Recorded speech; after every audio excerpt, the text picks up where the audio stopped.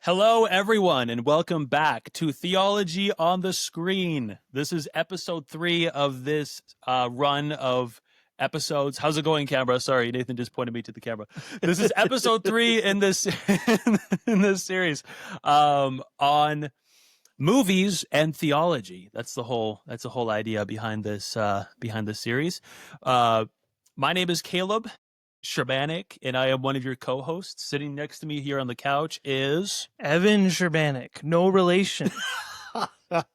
None at all. And I am your other co-host, and today we have with us the great, the one, the only Edward Albert Hill III. Edward Albert Hill Holy. III. This is exciting. AKA Ted. Great Ted. to have you back in We the got Ted. studio. We haven't had you in the studio since Justification. And Sanctification. Theology on the Rise. This is the much more important project that we're having. I'm joking. Just throwing your other podcast under the bus. So here we are, and we are here to discuss a film that is equal parts beautiful and frustrating. I've had, me personally, I've had a kind of a roller coaster of a relationship with this film. My first viewing, I found it incredibly frustrating and a little bit derivative and just scratching my head like, what is this? Derivative. Anything big but word. derivative. It's great. Yeah. I've seen this all before. So good. So yeah, it's if you haven't watched Tree of Life, I would strongly encourage you to go and do that. If you have interest in film, it is a deeply philosophical and theological movie. So if those are topics that you find interesting and you think you might enjoy watching explored and quite stylistically and artistically in the medium of film, I'd recommend watching that movie, because this is going to be a spoiler dense discussion on the Tree of Life. Yeah, pretty significantly. Yeah. Can't really discuss it without spoilers. So, you guys, I'm curious to hear your thoughts, your initial thoughts on the film. Ted, you've watched it a few times. Evan, you've only watched it the one time. So maybe we'll start with you. What are your thoughts? Yeah, it's interesting. I wanted to see this the first time and really get it. I saw it with a good friend of mine, Lance Odegaard. Some of you watching might know him. And when I was out there in Vancouver in 2011, he said, let's go watch this Terrence Malick. I'd never heard of Terrence Malick before. Yeah. So I pretended I was, good. He finally did another one. No, I didn't know that. And so we go to this film and watch it in Strathcona area of Vancouver, really kind of cool hipster place. And I think we went before it or after it. We went to a Belgian microbrewery, and it was awesome. We had a great time. But watching this film, I didn't get it. I had no idea what is going on. Why is there no storyline? Why is it so interrupted? What's with this sci-fi interlude that goes forever, which is really the initial talking point, and I didn't get it. Even the discussion afterwards, I'm sure Lance, he knew I was like full of it. There's no way I understood what was going on. Yeah. And so that was 14 years ago. It was almost exactly. It was in June of 2011 I saw it in theater. Yeah, old guy. And I've watched it a number of times since. Not really. I might have watched it once in the between 2011 and 2024, but I've watched it probably, I think, 3 times in the last year, probably 2 times recently. So just really thankful for the engagement of it and settling into both the poetry and the artistry, like the Terrence Malick close up. And some are saying that he's brought out, and this was Jessica Chastain's, one of her first big films, and I fell in love with her. Yeah, that just ever since this film, I just realized, wow, this lady is something else, and Brad Pitt is on a next level from anything I've seen him in. And Sean Penn's not really in the film, right? Yeah. But he's very Sean Pennish. So I love this film more and more, and especially intentionally digging into it for this. It's seeing a lot of crossovers. Like we'll probably talk a little bit later. How I saw this sounds like Simone Weil, Gravity and Grace. It must be. It has to be. Right. And so it touches with other things that I'm reading right now and resonating with. Yeah. Very, very similar. My experience with the film, quite similar. Like my first viewing, I wasn't just confused by it. I didn't just not understand it. If you can really understand a movie like this, if that's even the point, is to understand it. But I don't think I ever will. I wasn't just confused by it. I was actively frustrated by it. I was, the complete lack, not complete lack, but there isn't like your traditional 3-act structure where like there's build up and things are happening and then you're in the second act and then it's the climax. The climax is right at the beginning. And that's what we should talk Spoiler. about. And so I think a lot of that was due to my expectations going into it. I anticipated at least like something resembling like a traditional movie in terms of plot structure and stuff like that, character motivations and progression and so forth. But then the second time I sat down to watch it, I knew what to expect. And I just sat there with my notes and I said, I will let this movie be what it wants to be and just let it wash over me, kind of thing. That's huge. Yeah. I will let it be what it wants to be. And that's like, you can't, this movie refuses to be like exegesis, Totally. Like it's just like, you can't apply a hermeneutic of, there's no interpretive principles. No. For that reason. And many people have developed that. Yeah. So you've seen it once. You've heard us. You're all of a sudden in between these two ramblers here of just going off. Fanboy. I only watched it once, and it was interesting what you said, Caleb. In the group chat, you said this film frustrates you, and then it captures you, and then it pierces you. Yeah. And I only got one of those things. I didn't like it very much. Frustration. It was. I remember I was watching the end sequence, going very artistic shots. It's on the beach, and all these, and you could tell. Okay, this is imagery of something. This is imagery of something. This is imagery of something. And the whole time I was watching, I was like, whatever, man. What's the point in all of this? And I think a lot of that is the expectation. I think I would get a different experience out of it watching it again. Right. You will, guaranteed. The stubborn part of me is like, well, I shouldn't have to watch a movie more than that. To understand the movie. You shouldn't have to. That's fair. You can't make me. And I expect that I would enjoy it more watching it again. I expect that I'll enjoy it more and appreciate it more after our conversation. But my general, it was frustration. I was like, I just spent 2+ hours, 3 hours, and much of that was very nice cinematography and like gorgeous. Oh my shots goodness, of the different nebulas. I was like, that's a horseshoe nebula. That's a cat's eyes, and because they're real nebulas, and it's just beautifully. Like, it's a shot of like a silhouetted moon or planet. Yeah, enormous explosion behind it. Yeah. I didn't expect to see dinosaurs. Yeah, I know, right? I was like, pretty decent CGI for 2011, too. Yeah, or probably 2010 when he did that. And part of that expectation, I think, was I was watching it and the expectation, I was thinking, okay, is this an anthology? Because we just saw this, in my mind, we saw this disconnected story of a tragic death, and then we see Sean Penn in an office full of terribly depressed people who are very wealthy and very in high positions of power. And it's almost, the impression I got was their grief and their depression is what has launched them into these powerful positions. Right. That's a good point, because why is Sean Penn there, right? Yeah. Yep.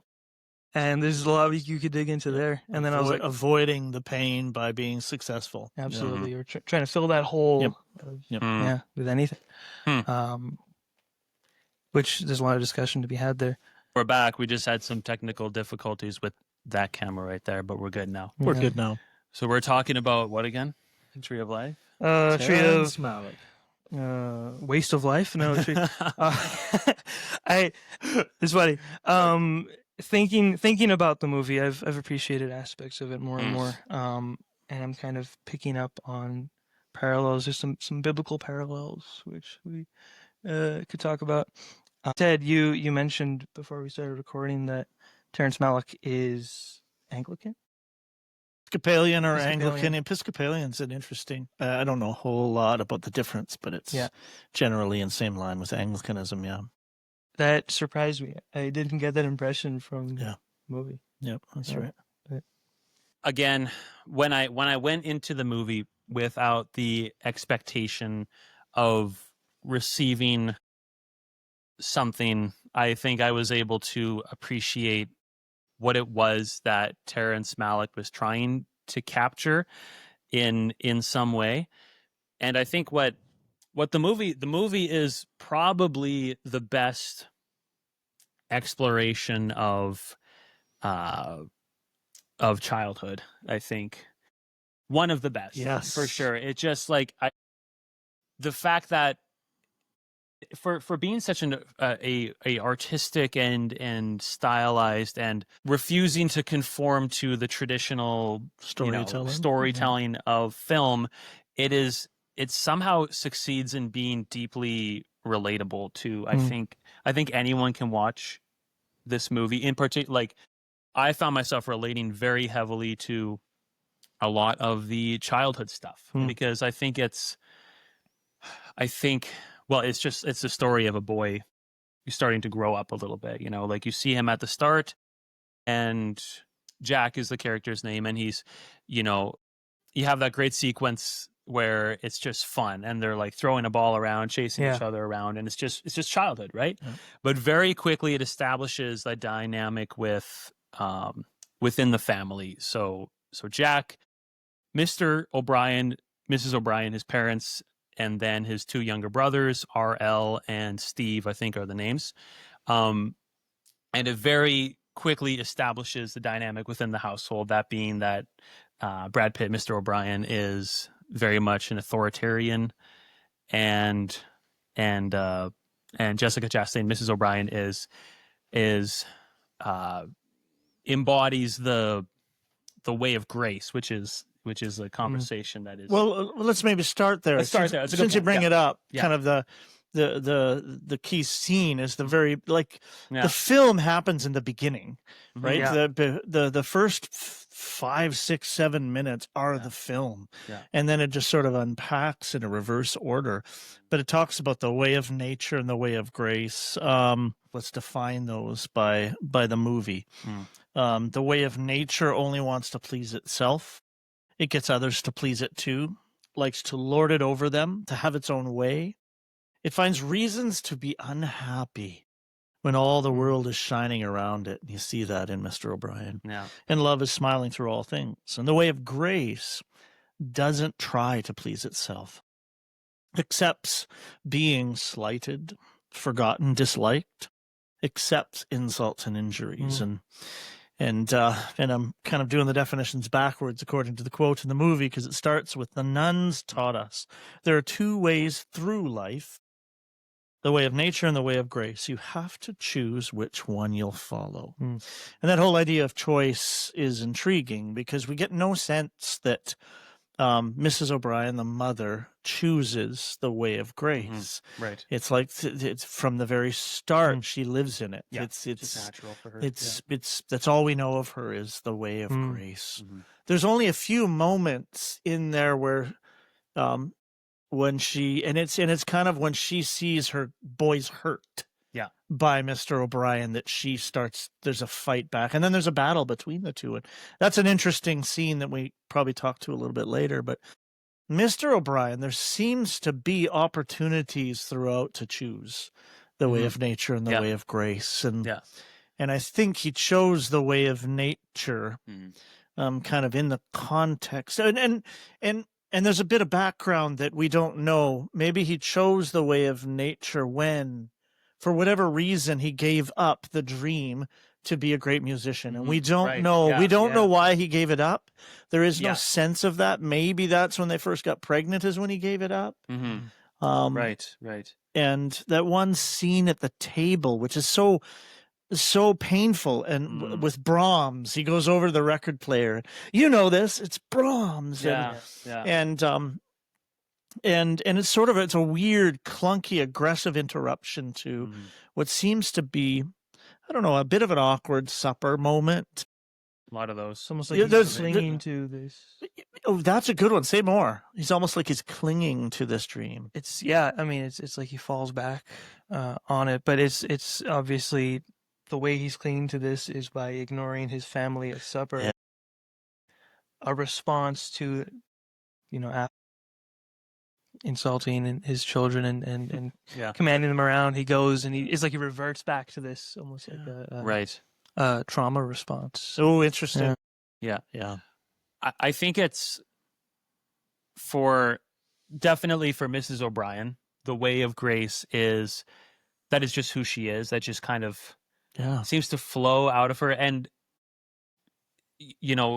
from the time, like she says, the nuns taught us. So this has been like taught to her, and she has probably lived in this philosophy for her entire life, kind of thing. So it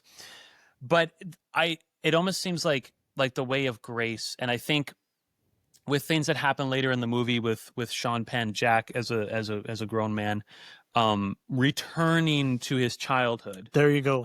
In this like weird vision, like I kind of see the desert, as sort of the desert. I kind of see it as like the whole.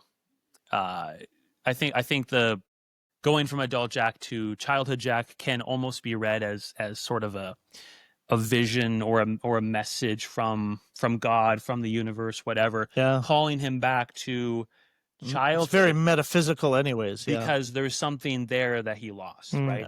And so I see like the way of grace as almost like that is natural of everyone. That is natural of everyone. That is the natural state of being. I like that. And I like that. And he's grown up and he's discarded it in favor of the way of nature, right?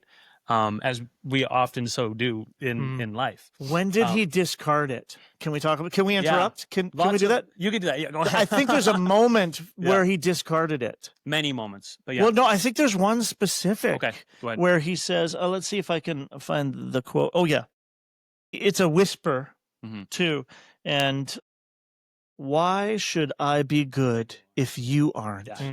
And what's the God? He's talking to God. I'm pretty sure. I'm sure he's evaluating God, because this is after. I think this is after the boy's death.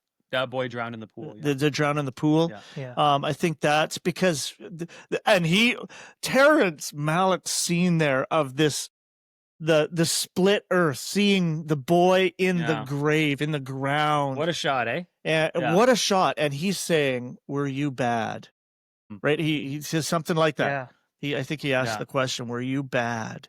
Yeah. In other words, there's Job. Exactly. Yeah. He there's the Job thing. Lots of Job jumping, and this is some sort of retelling of Job. Yeah. I don't think it quite is. The ending doesn't seem. Well, no. There is. Job kind of ends on a positive note. Well, yeah, but there is this gathering. It's a different type of restoration because it's eternal. Yes. Mm-hmm. It's after death that is there. Mm-hmm. So just to return really quickly to the way of grace and the way of nature. Yeah. So, our default, we're born with the way of grace. Born in the way of grace, and Mrs. O'Brien recognizes it, and she, yes, continues it's natural to choose for her, it, but she continues to live, and then there's a conversation about like living day after day in Christ, and we don't choose Christ, but when we are chosen by Christ, there is a little bit of engagement on our part 100%. to live daily in that. I like the word participation. Participation, to just walk in it, right? Like he says, pick up your cross and follow me. And I think that's what Mrs. O'Brien is doing. And then so the great moments with this hard man, this authoritarian, this Mr. sort O'Brien, of Mr. O'Brien, this father, sort of, not dad, father. Yeah. Don't call me dad. Brutal. That just like that takes my heart out every single time. It's painful. But he's convinced that this is the only way through life. He's been convinced that this is the only way through life. So you can't be too good. He's trying to. Yeah, you can't be too good. That's another great. You cannot. If you're good, people take advantage of you. Yeah. If you're good, you won't succeed. If you're too good.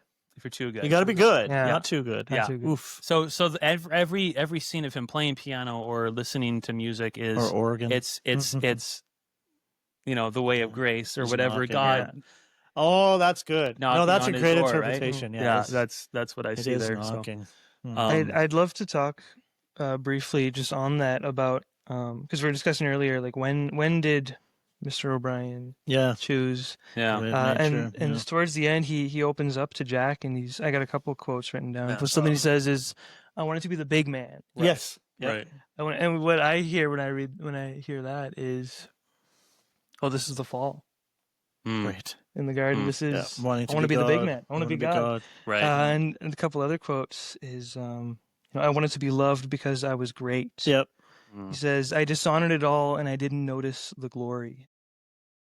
That's right after he loses his job, and there's this incredible scene there of shame. And there, it's almost like we see another fall, another choice between the. Hold on, camera, you okay? You good? That's just the tape. Okay, it's just the tape. We're good. I'll have to take a picture of this and put it somewhere in the video. Put it on the Instagram. Let's go. Sorry, go ahead, Evan. Yeah, it's my pretending. Okay. Beautiful. Okay. Good. What I see, because Mr. O'Brien, he is speaking to Mrs. O'Brien, and it's after he's heard the news from his job, and he's given two choices. Mm-hmm. Or he's given a choice. He can take a job that nobody wants, or lose his job. Lose his job. Yeah, be transferred or lose his job. Yeah. Yeah. And what I see there is almost like the choice is being presented again. Which way are you gonna go? But I just love the dialogue. It's very much screams like you can see where this fall happened. I feel like. Speaking of the dialogue, the narration. You hear Jack. You hear child Jack, you hear grown-up Jack, you hear Mrs. O'Brien, you hear Mr. O'Brien, you hear many, many voices of narration over the course of the movie. And this is not my thought. I got this from somebody, but the movie opens with this shot of this cosmic whatever, like a body of gas or something like this, some sort of eternal flame or light. It really is. The flame is. It's very, light. It's almost a burning bush. It's wonderful how if you're a Christian, you read this as this is God, or this is somehow it's indicative of God in some way. This is an There's image something of God. divine about it. Yeah. If you're atheist, it could be whatever, the intangible, unknowable, the metaphysical nature of the universe. Right, exactly. And but so I read it obviously as this is God, or this is it's not actually God, but symbolic of. And you hear the very first lines of dialogue or narration by adult Jack, and he says, "Brother, mother, it was they that led me to your door." So I see he's addressing God directly. And I think the rest of the narration over the course of the movie, these are whispered prayers. Yeah, the whispers. Yeah, and it's all spoken in whisper, right? Too. And it's this movie is a prayer. Yeah, in a lot of it, that's. I love how right before the movie starts, it says, "Play this loud." Yeah, because the whispers are really quiet. Yeah. If you don't have it turned up, you don't hear them, and that is incredible. That's brilliant. Brilliant filming. Right at the start of the movie. Play it loud. Yep. Really.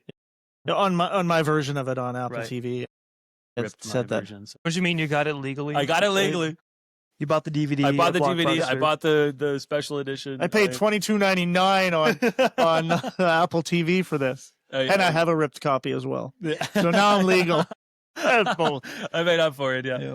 But yeah, these whispers. The whole movie is a strange prayer of lament and heartache and brokenness and beauty and joy expressed in incredible ways. I want to jump to my favorite quote right now, and it's so poetic. Where I think it's RL that says, and Mr. O'Brien's away. Which is there's a couple funny scenes. Soon as they find out he's away, they start running around, and then they start tormenting Mrs. O'Brien, chasing her with that some sort of lizard.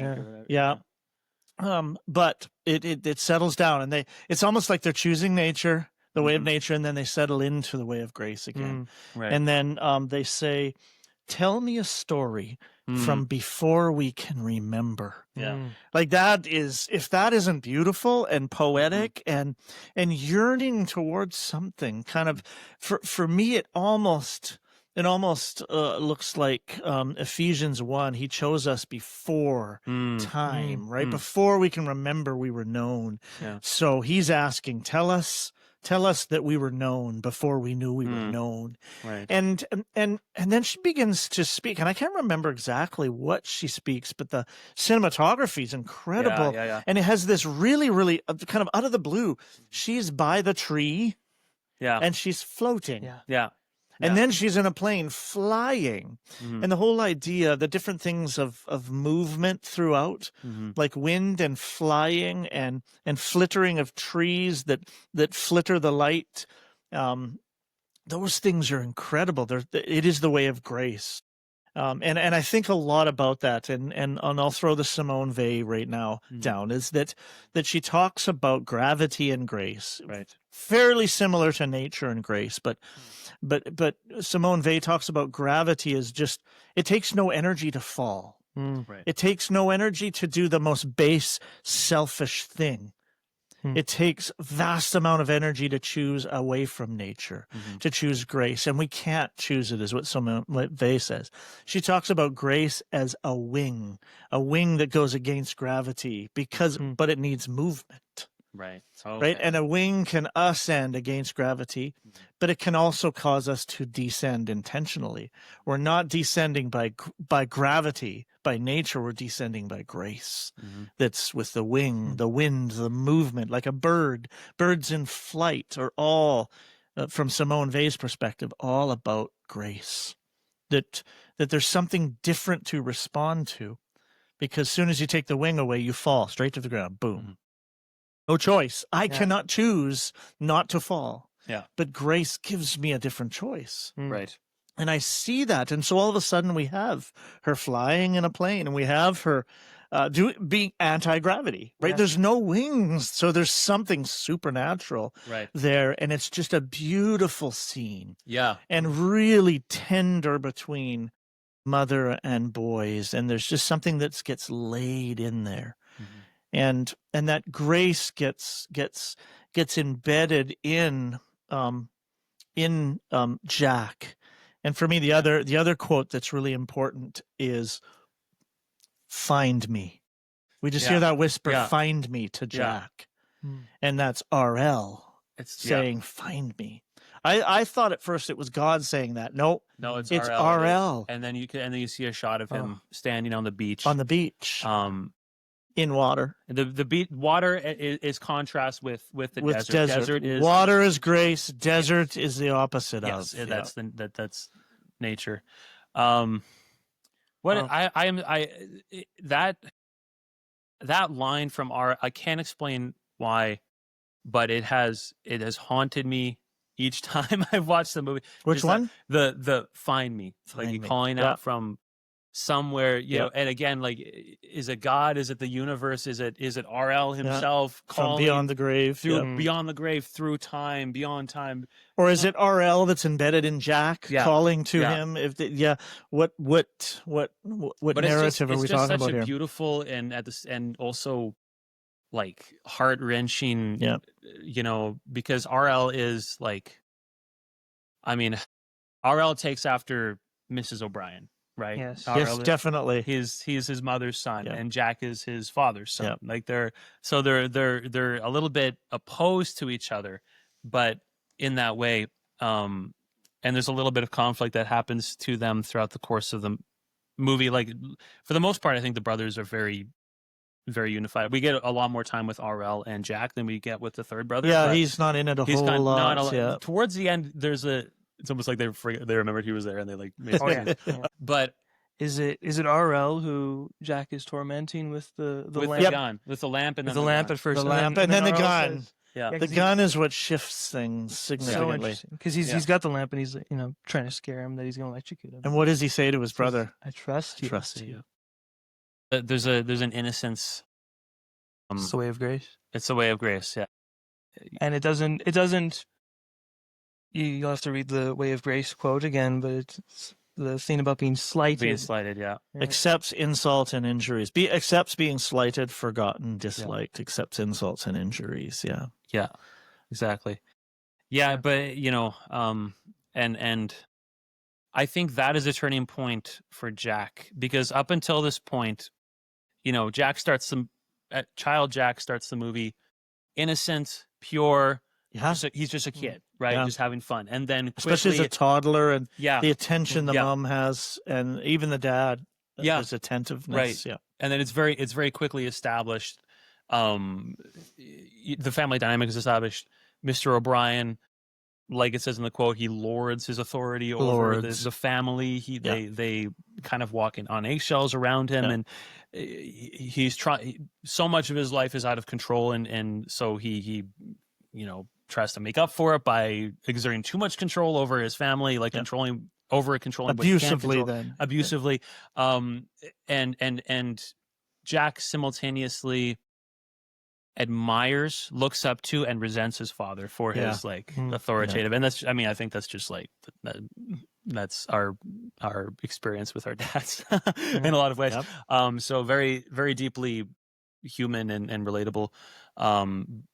So he, and does he resent him first, because he takes after him, like he says in that when they kind of come together at that point in the movie, and Mr. O'Brien has that beautiful, wonderful introspective moment. I wanted to be a big man. I wanted to be loved because I was great, and I dishonored it all, the glory around us, the birds and the tree, and it's just like I just love that. I love that so much. The Dostoevsky quote. It is Dostoevsky. It is. Yeah, this Brothers Karamazov almost exactly. Yeah, it is. Yeah, right. It's lifted straight from there. Yeah. And then Jack says to his father when they're having this moment, he says something like, he says, I'm more like you than her, and he's kind of come to terms with that he is very much like his father. I think he prefers his mother's way. There's at one point you hear him, the whispered narration, "Mother, make me good." Yeah. And I think this is like happening when he's really starting to like have this turmoil within himself. There's so many great quotes about that line from the trailer. "Mother, father, always you wrestle inside me. Wow. Always you will." And it's just, I think that's just, I'm trying to articulate just how profound I think some of these lines are, but there are too many. There's too many. I realize that for the amount of dialogue that's actually there, everything is counts. Shocking. Everything counts. Yeah. It does. So rambly segment aside, he is his father.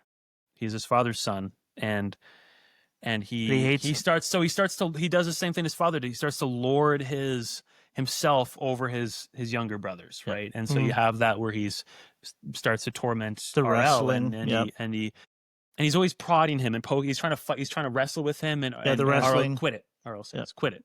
And then they're running together, and he's like, "Are you scared of me? Yeah. Would you fight me? You're scared of me, aren't you?" And he's like, "I'm not scared of you." Yeah. Are you tired? Yeah. Are you tired? Because they're just running. No. Just because he recognizes the same nature in his brother that he recognizes in his mother.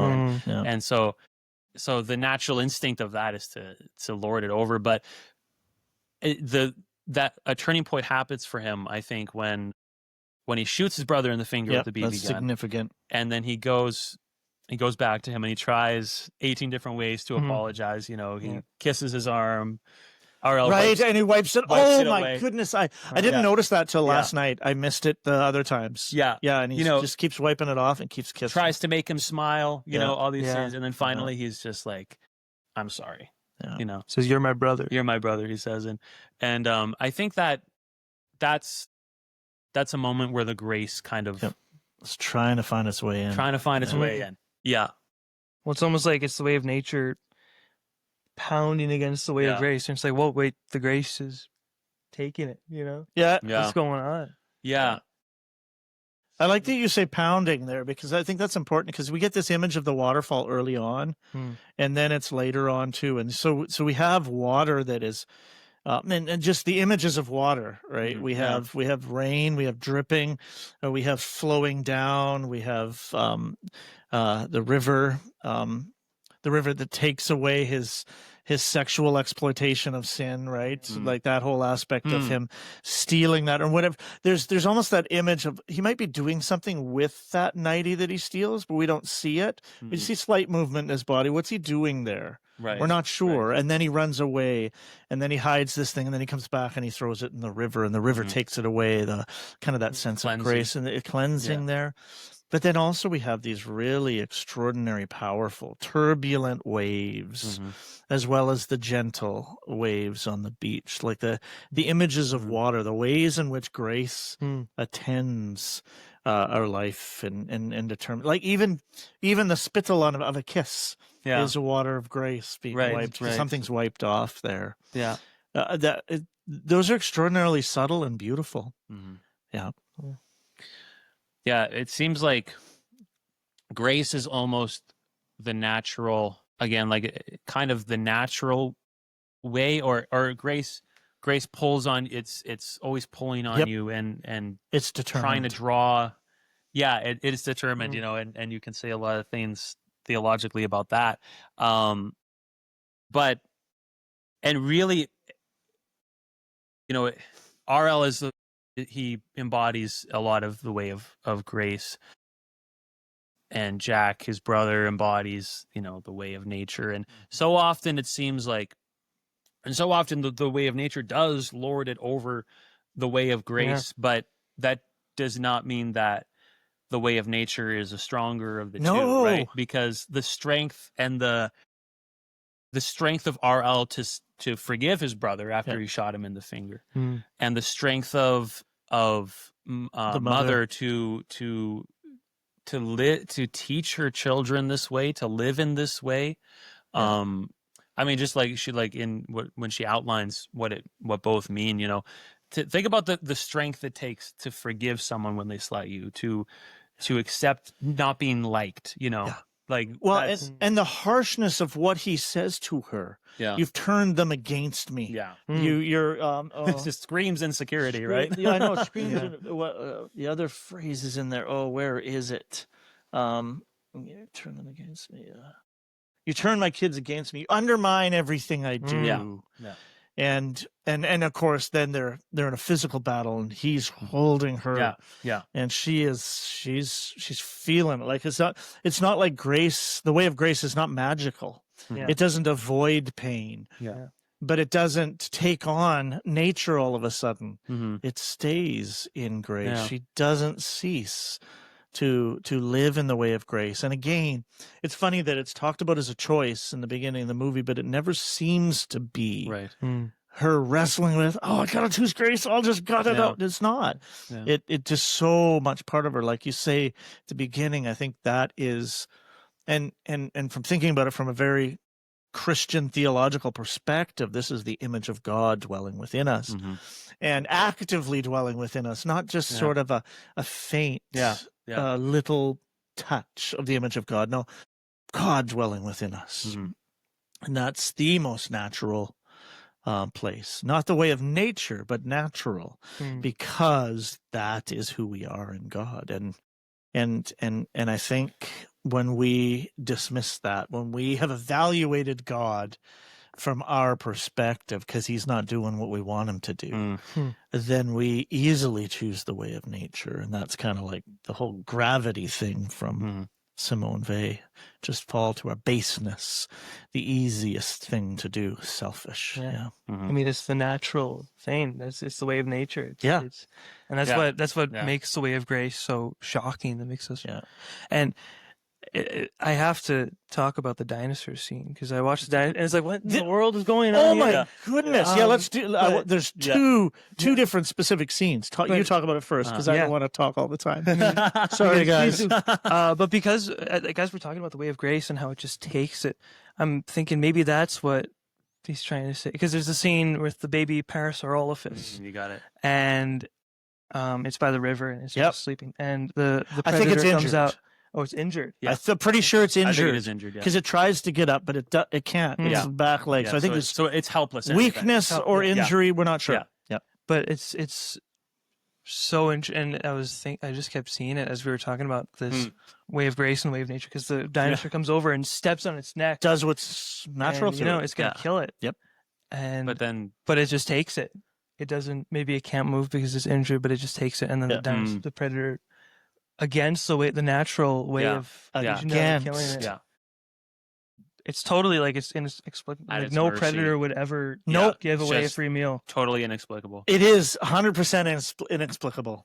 Yep. And it takes its foot off its neck and it puts it in again and it takes it off again and it just walks into the trees. Yeah. And maybe that's just the way of grace. It's just something, a pull, Yeah. What do we think of that? Yeah. Yeah. A secondary thought, because that was mine too, is like,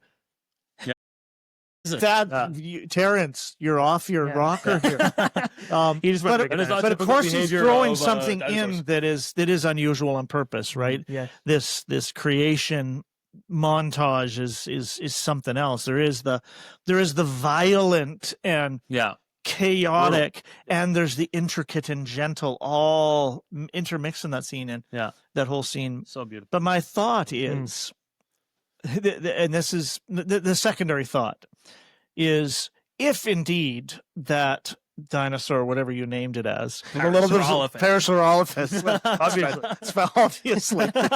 Are you a dinosaur geek? If it wasn't truly injured, then that predator leaving it is more cruel, because it's going to take forever to die. Because the other three took off when they saw the predator coming. Right. So is it, would it being killed by a velociraptor, just killed quickly, been more merciful? Graceful. Grace. I don't know if grace works. Mercy, maybe. So that was a secondary thought, but I don't think that was, I think that's me overthinking. I don't think that's Terrence's. I think he's really showing us that grace enters in somewhere. Yeah. Right. And then it's there, and it's been there. Yeah.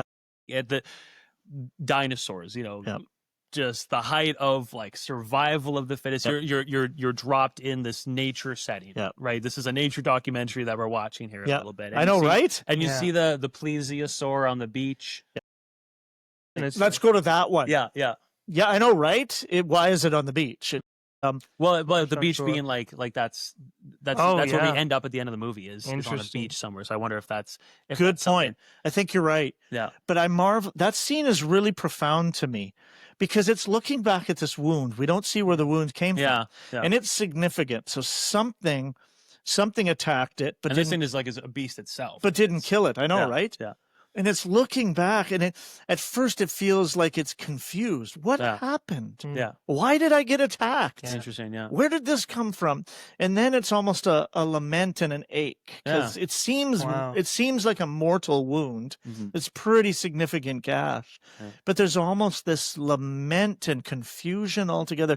It really wrecks me every time I see it now. Yeah. Because you don't really know where it comes from, and we don't have where it started. We don't have where it ended. It's unknown. Maybe that's kind of this dinosaur is going through its own Job experience, right? Oh my God! Boom! Holy crap! That's so good. Okay, Terrence. I think so. Okay. Terrence, you're brilliant. Yeah. Wow. Interesting. Yeah. I love the baby dinosaur on the creek there, and because I just have to go return to it for totally. It's just insane. It's completely, it makes no sense. It makes no sense. Predator would leave this helpless baby animal. This predator itself is trying to survive. And most predators go for the weak. Yeah, exactly. The ones that are weaker and it walks away. It walks away, and you're like, this makes zero sense. But again, it's like. Again, we're smack dab in the middle of nature. We're in the middle of the dinosaur era when it's just it's kill or be killed, just like the most barbaric. You can imagine. There's no humanity here. There's nothing. But then selfish lord. It has a pull, have its own way. It has a pull on all things. Always has had a pull on all things in creation, in history. It's just it's bit like the thing that I get from that is that it's been there. It's not an invention of ours. It's not humanity. It's not civilization. It's God. Ultimately. Yeah. Well, and this is the interesting thing. I wrestle with this because I don't. My biggest question in looking at theistic evolution is, where does the image of God enter in? Where does who God is enter into creation? Right. And those moments of inexplicable action that's against everything that's in a predator says, okay, God's grace has entered in. Is something there that God is putting into that's not humanity, of course, but into like biology. So that's fascinating to me to think about that. And I still philosophically and theologically, the jury's out. How does all of this come into play? And so that fascinates me. And then what happens kind of not too long after that is, after we look at nature experiencing confusion and a moment of grace, and then all of a sudden we see this hurtling meteor. So it makes it so tragic. This creature has just been spared. Exactly. Grace and when we think about this, there's some element of choice that's unavailable. Right. That meteor cannot choose grace. Yeah. It cannot choose something different. It is bound by physics, and God's not going to break out of that. He's not going to veer the meteor off. It almost feels to me like God sending the sores to Job, or that's the meteor. Yeah. Yeah. Why did this happen? You know, did the primeval species sin, and this is punishment for it? Right. Yeah. That's well, of course, that's the Job question. Yeah, absolutely. The suffering is not related to sin. And it just is. And it's not related to God. God's not the causation. It seems like in Job that Satan's the causation because of the consent of God. And we won't get into the topic of evil because that's an interesting one in of itself. Yeah. We often think of evil very much as demonic forces trying to tear us to pieces, but evil it's more subtle than that. It's almost some philosophers talk about evil as a void, as a non-entity, a non-being, a non-existence, which is a whole other discussion. How does non-existence enter into that? But it's really profound to see these active seeming choices in dinosaurs that need to eat, and then non-choices like a meteor. That just struck me this time. In our pause, I have another thought that I'd love to look at, and it's kind of jumping way, but it's after the creation scene. It's to a particular table scene. It is the one where the dad just frickin' loses it. And it's intriguing. He tells RL to be quiet until he has something important to say. Right. And what does he say? RL says, be quiet. RL says, be quiet to his dad. Oh, I didn't make that connection before. That's interesting. Yeah. And basically, you've not been saying anything important. Right. And this is coming from the way of grace. Yeah. Be quiet. He's speaking silence to the way of nature that's destructive and commanding and shutting everything down. Yeah. And he says it, RL says to his father, be quiet. Yeah. While father is berating Jack. That's right. First, like so he's because he whatever the reason, like he bought something. He was like, "Did you really pay money for this or something like this?" And then something RL like says, that, "Be quiet." So grace does stand up, but selflessly. Yeah, is kind of what I'm getting. And it cost him something. Yeah, it cost him. Yeah, like dad just like lunges at him across the table. That's a brilliant acting moment. Like Brad Pitt is next level there. Yeah, he's that's scary so in this movie. Good. Just like he's an evil man. He does this like he locks his jaw. Yeah, like, pushes it forward. Yeah, he's doing this throughout the whole movie, just like this intense, just so powerful, angry. Anyway, but RL who is he lives in the way of grace, largely is, he comes to his brother's defense. That's when there's resistance to this, this other way that is commanding and subjugating, his family. Very much right? so. And that's Mr. O'Brien, unfortunately, through a lot of the movie. And yeah, it's he comes close. Like he has moments of introspection and realization. Again, that fantastic monologue. But then there's also it seems like the way of nature frustrates in the end. Like, and you can look at Jack as an example of it. You can look at Mr. O'Brien. Jack lives in this corporate world. Yep. He's climbing the ladder. He's sleeping with this woman. That scene where they light the candle of memory. They light the candle of the it's memory. That's remembering RL. Okay. It must be yeah. And she goes out and clips something from a bush, a tree branch, and places it inside. That's right. This is really early on in the movie, right? It's quite early on in the movie. It's just before the creation montage. I read that scene as I didn't know that about the candle, but you don't see these people talking to each other. No, they've just slept with each other. There's no relationship. And then there's no relationship. It's just and this is just Jack's life. He's on top. He lives in this. He's really succeeded in every way. He's a successful architect. Yeah, his father strived to succeed. And never did. Yeah, and he's there and he's made it. But he's frustrated in the end. It frustrates you ultimately, right? Well, he lives in a desert. Yeah, his soul is a desert. Yeah, exactly. And that's a sad sign of Mr. O'Brien too. Where so many opportunities to come back to grace, to invite grace in. Yeah. He has that wonderful moment of introspection, and then in the next scene, he's yelling at Jack to not just stand there like a doormat or whatever it is. And it's just he just can't. I know, right? With luggage when they're moving. With the luggage, and then supposed to stand there, do something. And the other great scene with him is right at the start after he's learned of RL's death. Yeah. And tragically, so often it's the case that we don't does he wake up after this point? We don't know. We don't know it. Does he change? Does the change stick this time?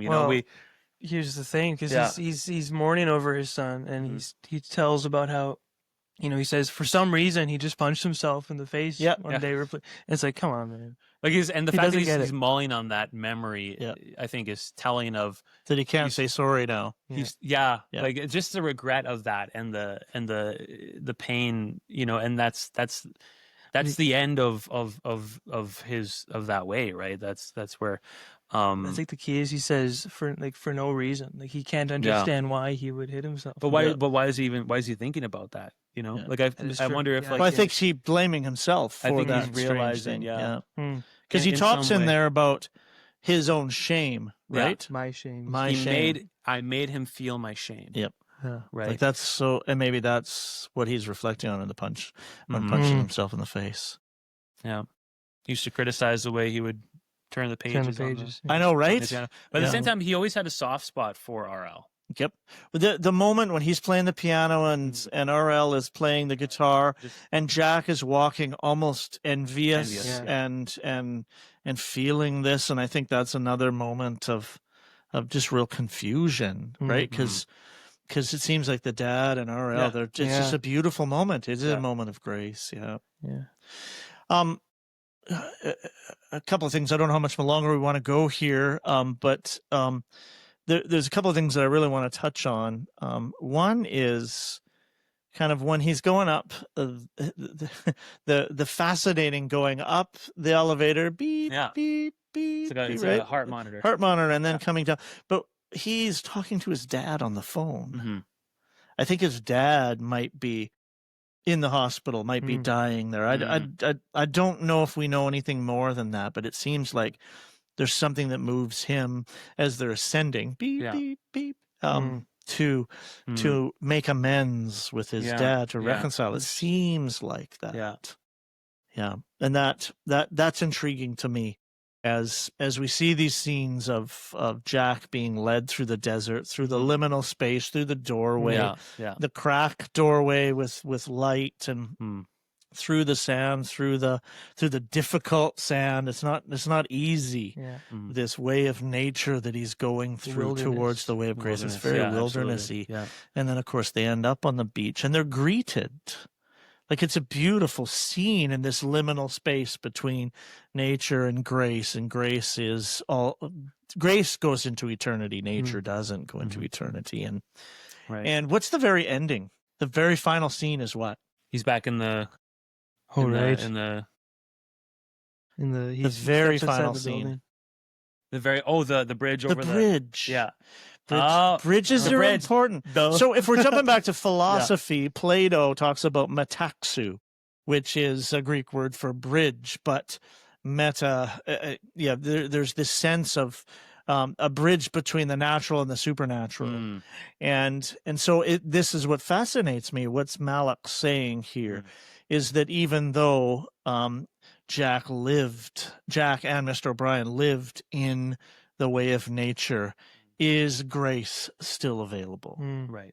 Is that? And it seems like it. It's all there, yeah. It seems like it, right? The younger Jack is leading the older Jack. Yeah. And the younger Jack, and the older Jack meets RL and meets Dad. And then the beautiful scene of Mother, I give you my son. Yeah. I give him to you. I give you my son. Yeah. The sense of grace being so willing to not hold on to anything, not grab, and you see the times when Mr. O'Brien is holding his kids, it's usually really awkward and forceful. And there's a grit. Forceful, yeah. So there's a forcefulness. Puts his arm He's around trying hard to love. Yeah. These forceful kisses, like that weird scene.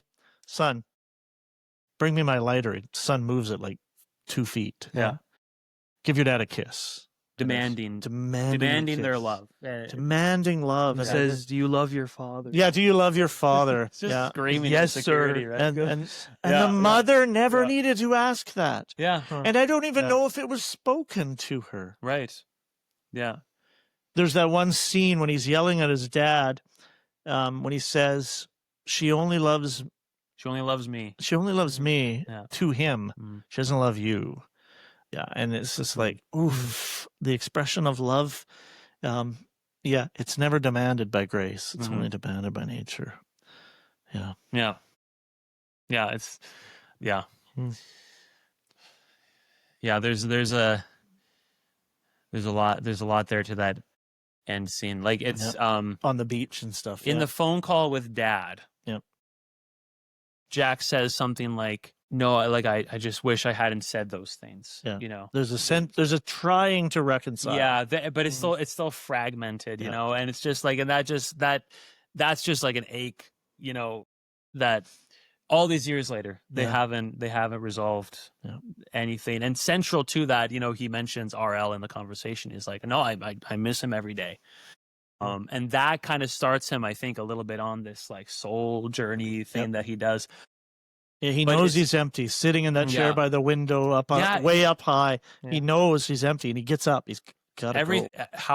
Everything in adult Jack's life is shot with his job, and you're hearing them, and you're looking at them through this, like, the blinds are closed. Just the cinematography of these sequences, just like, we're just like, everything is hollow, like nothing. We don't know what's going on. We can't really see what's going on. We don't see the faces of these people. It's like these rushed, like, close-up shots of like a hand going over a blueprint. We don't know what the building's for. It doesn't, like, nothing of it matters, right? It's just like, it's just nothing.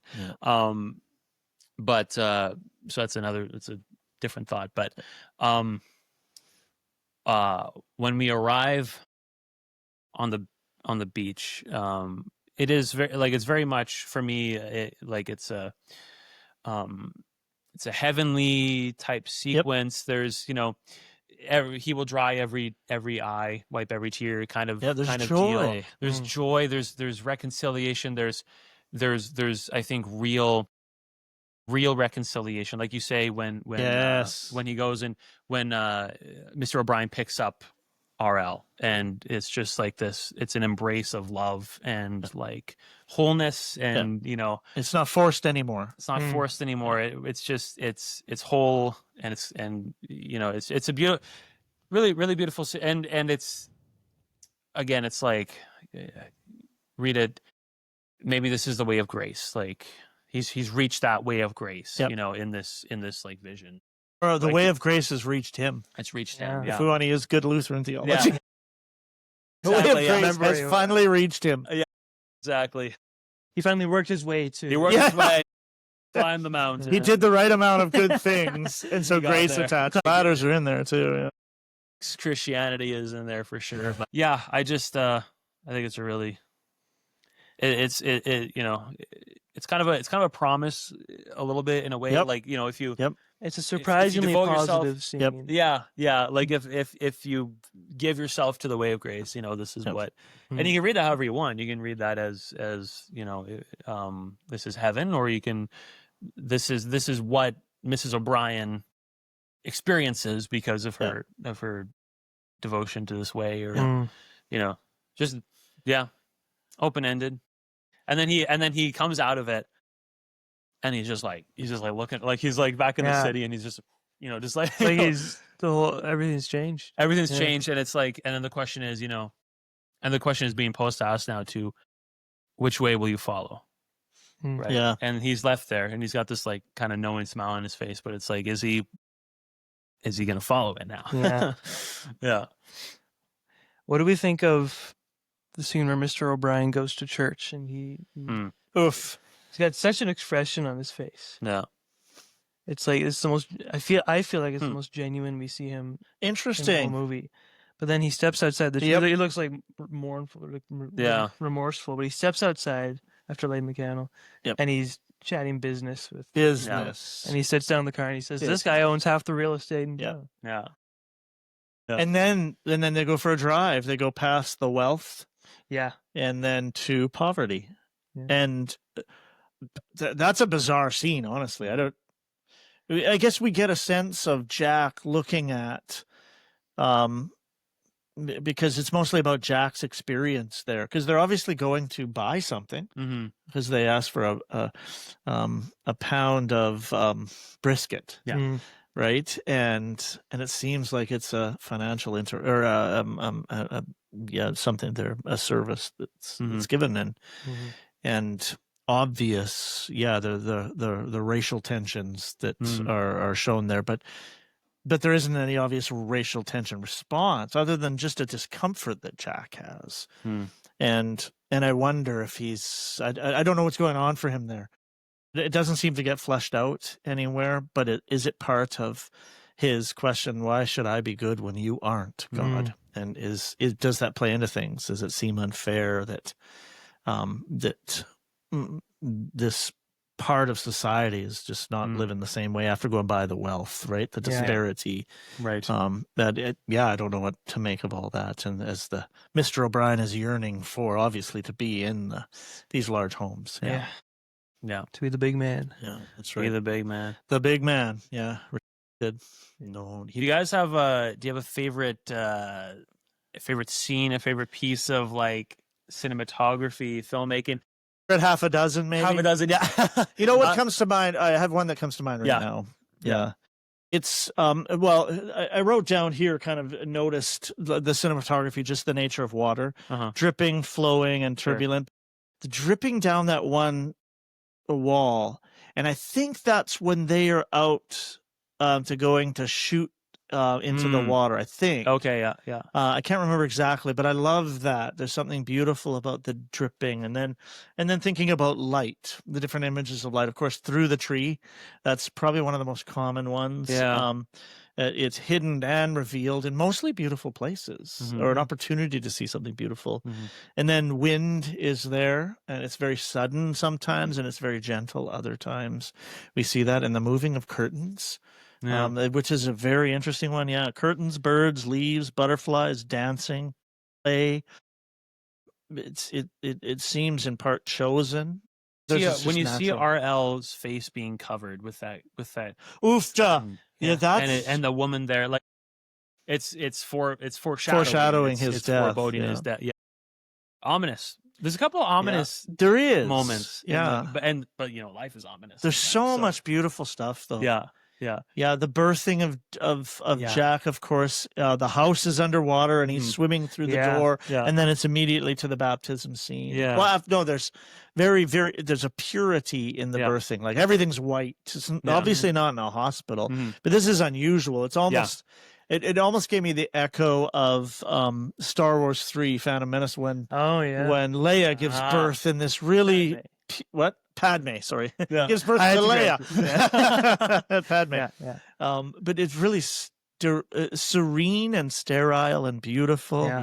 And then leading to the promise of baptism, the waters, just water images in there, so incredible to me. Yeah. And just incredible cinematography, no question. All of it. There is nothing that isn't beautiful. The low shots with the wide lens, where this is the perspective of a child. Yes, seeing, and it's like you see flash shots of there's a very a weird attic scene with the extremely tall guy in the attic. What's up with that? It's like strange, And the tricycle. Well, first a little bike and then a tricycle.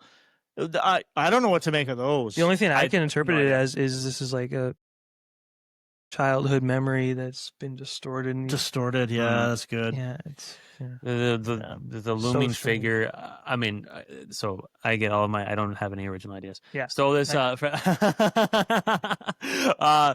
this one from Reddit. The one idea is that let's just think about it. Like there's a kid in a room, and there's this large, imposing male figure. Yeah. Right. Dad. Yeah. Dad, but kind of overlooking his play, arched over his play, and controlling the play, and confining it. Right, confined. And the looming danger, because when he was a toddler starting to climb up, but doesn't go up, and then it shows the attic, and then the window at the end is open, but he would have to climb over. I always thought, the first time I saw it, I thought, is he going to die? Is this kid going to go out the window? Yeah. Right? It's just so. A couple shots of stairs pulls you looking upstairs. That's just up to light. Yeah, up to light, but shot in kind of, again, like an ominous kind of. There's an ominous feel to things. Did you see him climbing the stairs? I don't know. Like I don't know. Anyway, but the idea of the father, it being like this is Mr. O'Brien kind of thing. Like it's an idea. I'm happy with like there being ambiguity in this film. Like I don't fully subscribe to that. Like I'll never understand this movie, and every time I watch it, I'll understand tons more, and I'll never understand. Yeah, exactly. Yeah. I don't think it's possible. Again, it's talked about, you can't capture philosophy on film, but that's exactly it's putting its fingers into what philosophy is, and he does it brilliantly. The iceberg there, yeah.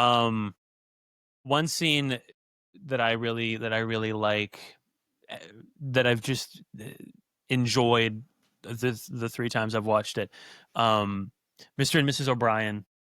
You see little glimpses of them early in their marriage. Yes. And there's that great scene. There's music playing, and the lights are doing this weird, flashing thing, and they're just together, and then they're on the lawn together. It's really romantic and sweet. It's very romantic, very romantic, and it's love, and that's another, like, you see a little this is where the conception then came, because this was before Jack, before she was pregnant, and then it came right after that. So this, obviously, they're deeply in love. And you see deeply in love, and there's something you don't get to see very much of that time in their relationship, but there's just what you do see is like this is just 2 people just absolutely in love, and it's beautiful, and it's pure, and and good, but I'm just captured by the lights going, and the music that's playing. To see them moving together in this room, it's just so genius. It's just beautiful. Yeah. Beautiful. Beauty is something really important. Do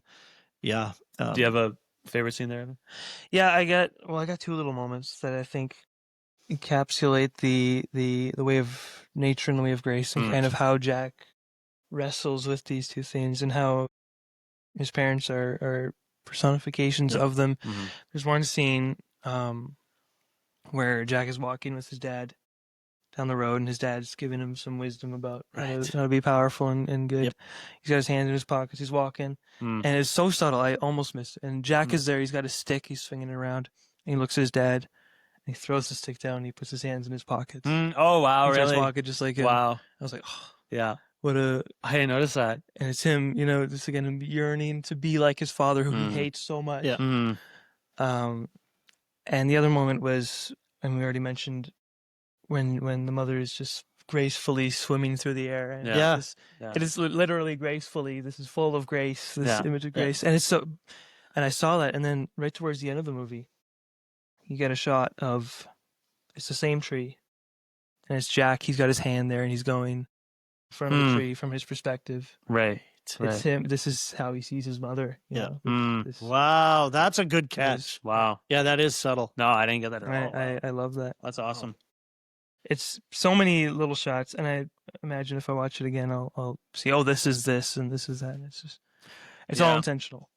One more quick one that was brought to mind when you were talking about walking with his dad is, and I can't remember how far from that it is, and I can't remember what exactly happened before it, but when his dad is underneath the car and he's got his hand on the jack, I thought, oh, because he wants his dad dead. Yeah.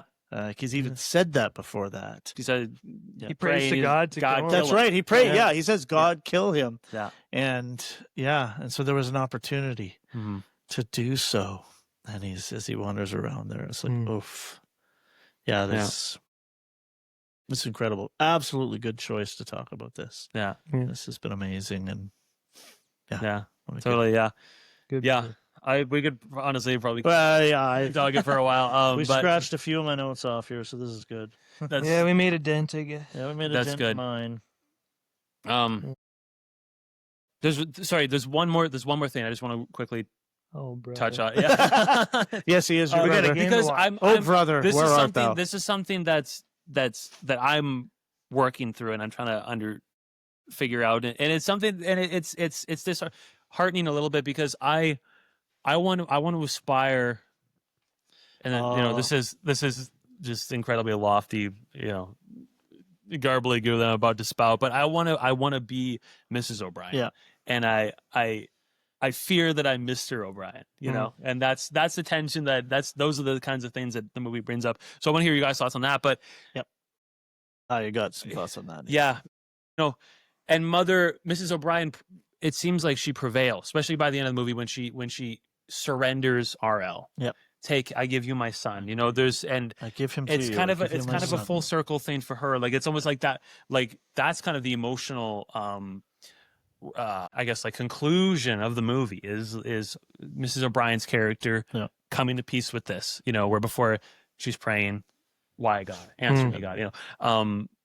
So she seems to prevail in this way, but it seems like RL didn't, right? Like he's dead, and it's implied. Right, and we don't know what happened between. It's implied, and I guess this only works if it is in fact true that he did commit suicide. I think it's implied in a lot of the dad's dialogue. A lot of. But if he committed suicide, that kind of implicates.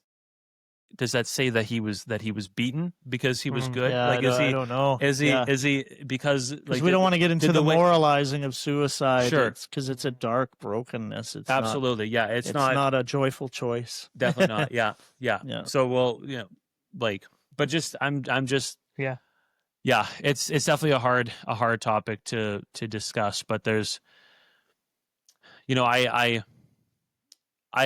initially my thought was like.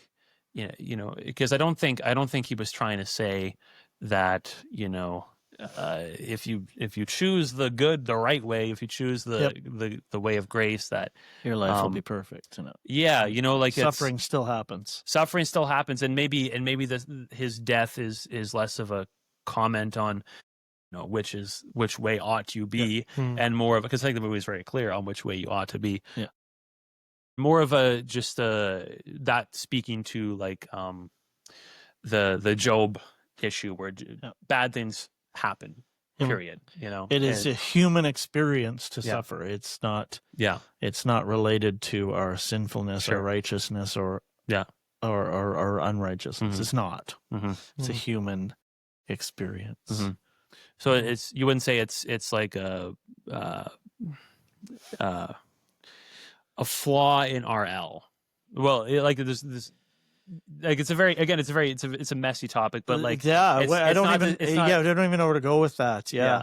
Yeah. I don't know if he's giving us permission to go there. Right. I think he's saying it's just we experience life, and that's a good question. Because I don't think it's not to say that RL, it's certainly not to say that RL is that he was wasn't strong enough to overcome whatever in life, because the movie illustrates that no, like he's a strong person because standing up to his father, and because of his ability to forgive and choose those things. So it's not to detract against him at all. It's just I think again, it's, and the whole, his death is the entirety of the topic of his death is framed in this Job way, where, and again, like the moral quandary of Job is that bad things happen to good people, but like it's like bad things happen, and it's not necessarily because of sin. It's just because this is the world that we're in. Yeah. I mean, you said what I was going to say, but sorry. No, that's good. That's good. I don't have to know. But I think it's left ambiguous on purpose what exactly happened to him, because it leaves you with this. Otherwise, we will figure it out in the wrong way. Right. And it just leaves us with like, I want to understand this. And this incredible advocate for grace in this film, this person who's helped Jack in this way. They died, and why? Where were you? Where were you? And then of course the response of God to Job and to us is that is God's response when we ask God, where were you? He says, where were you? Exactly. It's interesting to think about. One of my responses is being a dad of my youngest is 27, my oldest is 35 now, and dealing with so many elements of the residual effects of the way of nature that I've chosen over the years, that have hurt my kids, and they've experienced kind of different types of struggles, that no question this movie shows that I'm responsible to that, in that. And that's been hard, but grace wins out. I'm not despairing. My kids have shown quite a level of compassion towards me in my messiness. And I have a relationship with all four of my kids and my granddaughter, and Praise the Lord. And they started that, right? Because their compassion to confront me about things has been incredibly beautiful, even though painful. But the way of grace allowed me somehow to hear that, not as they're trying to insult me, they're trying to hurt me. I heard it and experienced it without defending myself. Somehow there was a miraculous work of grace in that, and so I see that there is opportunities. Grace is going to find a way. Yeah, it just does. And that is the really hopeful element that I find in this. And that's why I like the fact that there is reconciliation in the beach of eternity. Sure. Right? Because it's leaving the sand of nature to the waves of grace. That's very much there, is that. And guided. Like there's people there guiding. Yeah. That was just fascinating imagery as well. And that's just, I've experienced that personally in life, that guided way of grace into the way of nature that I've chosen for a variety of reasons unknown to me still, but that have created hurts and pains in my life and my family's life. And yeah. I mean, it's profound. Yeah, about parenting, like you said, the questions you have there, and so you want to live in a way of grace with your family. Yeah, with family, with people. I want how I live my life, how I conduct myself in work, in my with the podcast, with everything. I want to I want to live in the way of grace. I want to do the hard thing, not the easy thing. I want to. Yeah, it just stirs up a lot in me. I think. We all want to be. I think we want to be Mrs. O'Brien. We don't want to be Mr.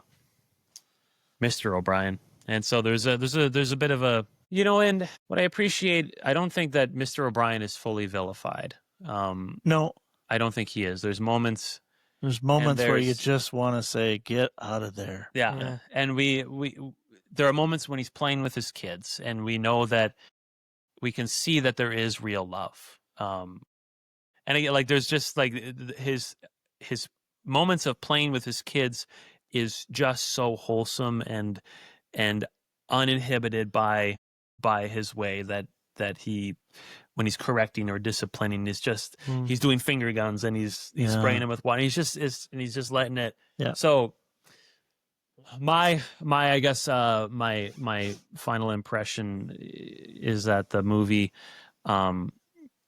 has made me reflect on myself. It's the caused introspection in me. And it inspires, I think.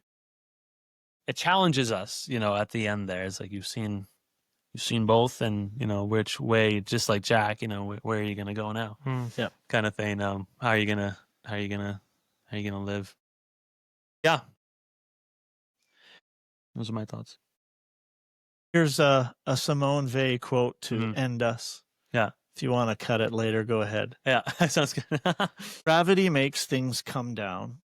Wings make them rise. What wings raised to the second power can make things come down without weight. Creation is composed of the descending movement of gravity, the ascending movement of grace, and the descending movement of the second degree of grace. Grace is the law of descending movement. I love that. And it really is a hopeful sense that, because you see that in Mrs. O'Brien, she descends to her boys. She descends into protection. She descends into people's lives, even into Mr. O'Brien's life. That there is that. And it's not falling like gravity. It's a descent based upon the wings of grace. And I think that's beautiful. And for me, that's why the most central scene for me is when she is floating by the tree and then she's flying in a plane. I can't get away from that Simone Weil quote because of that. Yeah, right. And I see that as really important, that grace is not just for us, but we are to descend, but not fall. Yeah. Right. Interesting. Yeah. To me, that's beautiful. That's a really good thought. That sums up, to some degree, this movie for me. That's where I'm at right now, anyways. Yeah. Next time I watch it, you'll have a different quote. Yeah, totally, 100%. And that's the gift of this movie, the brilliance of it. Yeah, so excellent choice. And thanks for letting me come into this. Absolutely. This was a gift, yeah. Let's give our well, do you have anything else you wanna leave off? Any more final thoughts on the before we get into the ranking or the rating? Yeah, maybe I should give it another watch. But I've gotten more out of it now that we've talked about it. Now that I've heard perspectives from those who have seen it. You caught it well, though, in your you did. You caught being a one watch. Holy crap, you caught it well. Yeah. I only have to watch it once, and I still don't like it. No, it was pretty good. It was all right. Yeah. Give it a rating out of 10. Out of 10. So our rating system, I don't know. What's your rubric? Well, we had a couple. Oh no, we did have a kind of a rubric. Yeah, it's just out of 10 in terms of movie, and then out of 10 in terms of the themes and how well they were executed, sort of thing. Like the theological. Yeah. Specifically, like the theological, or yeah, I mean just theology, just general storytelling themes, right? Right. Typically, we'll do the theological elements that were explored. regardless of the level at which we impart our own, theological understanding onto it, to how, like, were those elements explored effectively, and were they explored, I guess, accurately? Right. Star Wars was ranked low. Star Wars was a 10 out of 10 on that front. I think I have my ratings. First time I watched this movie, it was like a 4 or a 5. It was just like, but with everything now, and I still don't understand it, but that's okay. But now it's in terms of a as a movie, like a movie watching experience, probably a 7 or an 8, more towards an 8 for sure. Then, in terms of exploring those theological elements, I think there's more to it than I expected. Actually, like I always thought we were going to talk about the book, like Job, and that would be it, kind of thing. But there's actually more. There's a lot going on with that grace and nature thing, and so in terms of that, it's probably going to be at least a 7. I mean, it's you can kind of look at the movie as like wisdom literature in a sense, like it's ecclesiastical. It's like it's a lament. It's a lament, and it does it well. It's not bad like a lot of I think Christian movies try and fail. I mean, there's a lot of zeros. There's a lot of zeros. There's a lot of zeros ratings for Christian movies. So as a movie, I'll give it an 8, and as in terms of how well it handled the theological stuff, I'll give it a 7. In terms of a movie watching experience, 4 or 5. Maybe I like it more the second time, but a lot of the time I was like, okay, it's another 5 minutes of interspersed shots of a guy standing on a beach. Okay, cool. Yeah. Now this woman is brushing this woman's hair. Very good. That being said, there are a lot of very cool moments, and the stuff I didn't enjoy quite as much sticks with me more because because I don't like it as much. Yeah, and because it was longer. And in terms of the way the themes were explored, I mean, it's hard to critique it because the whole movie is kind of just an exploration of these ideas, and it doesn't try to come to a conclusion. Does not. Which I think is like, it's easy to explore these kinds of ideas in a movie and then put a bow on the top, and it throws out any agency for the viewer to decide what they want to pull from that. And so I'd say like 8, 9, 10-ish range, because it's he leaves it, and it's frustrating for me as a viewer almost. It's like, but what's the moral of the story? But I think that's the way to go, and I think it was Terrence presented his ideas, and then he leaves it at that. Yeah, it's interesting. For me, I'm gonna do something weird. I think it's both a 0 and a 10 for movie watching experience. Interesting. I hear that. It's 10 if you see it as poetry, because it really is a poem. And kind of classic poems, like Dante's Divine Comedy poem, like this is 1,100-page poem, Paradise Lost, which is kind of compared to in that one essay, very much. And Milton's Paradise Lost, I think, is also 1,000-page poem. Like it's you're invested. The imagery is just huge. So in that sense, it's a 10. It's a 0 because it isn't a movie. It just isn't. Yeah. It gives you the climax at the beginning and confuses you in the middle and leads you and haunts you. And that's where it becomes a 10, when it starts to haunt you. Yeah. So I don't know if that's wimping out, giving it a 0 and a 10. I like that. Yeah. But that's because this isn't a movie. This is a piece of art that you have to. What did you say when you watched it the second time? You're just going to let it be what it is and not try to define it. I think calling it a movie is meaning we need to define it. Like Lord of the Rings is a movie. That's something. How many times have I watched that? Yeah, probably 20 times over the years, and that's a movie. It is a story you're invested in and follow along, and but this is not. So in that sense, it is a 0. As for exploring the themes, I think it's a 10 in the sense that it doesn't answer anything, which really is a gift. Because I don't like people setting up straw men and then burning the straw man easily. It's not even setting up a steel man. I don't even know what it is, but it's giving a lot. It doesn't. Sorry, no, go ahead. It doesn't feel like it has an agenda. Exactly. There's no point of view that is telling. So in that, it's a 10. Yeah. It really is. And as we learn a little bit more about Terrence Malick and kind of his deep, like he's got a Harvard degree in philosophy. Like this dude knows stuff, and then he had a fellowship at Oxford or in the UK as well that kind of went asunder. This dude is deeply invested in philosophy, but realizes, somewhat like Simone Weil, third time I've named her, that didn't want to be the typical writer of philosophical books. She wanted to live it out. And I think Terrence Malick, through his art, is living it out, a practical philosophy. And that's why there isn't any answers, because philosophy by default is the art of questions, of seeking, of uncovering. And there's a lot of that going on. So that's a 10 for sure for me, because it doesn't give us any answers, which is so valuable. And is honest about it. There's an integrity to it that, like you said, no agenda. And that's a gift. So to me, that's a 10. So, I think that's, like we've been at this for a couple hours. Almost a couple hours. Whoops. Yeah. Ted, we're going to be out here by 7:30. Yes. We're okay. Only a half hour late. Yeah. As long as the Oilers are winning. Yeah. I don't know yet. They were up 1-0. But yeah, I think that'll be it for today's conversation on the Tree of Life.